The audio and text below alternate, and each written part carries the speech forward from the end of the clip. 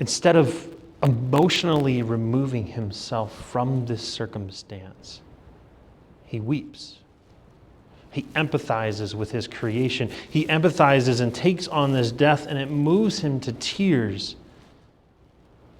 And what I found really interesting is that as I was reading this and thinking about it, my more advanced commentaries seem lacking when speaking of this. Actually, I had to go to one of my more introductory ones by N.T. Wright on his series For Everyone. And he says this. He says, when we look at Jesus, not least when we look at Jesus in tears, we're seeing not just a flesh and blood human being, but the Word made flesh. The Word through whom the worlds were made weeps like a baby at the grave of his friend. Only when we stop and ponder this will we understand the full mystery of John's gospel.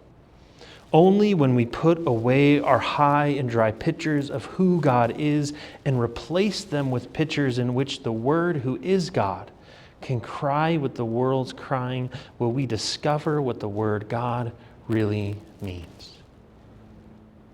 He goes on to say that there is rather the man of sorrows, acquainted with our grief and pain, sharing and bearing it to the point of tears.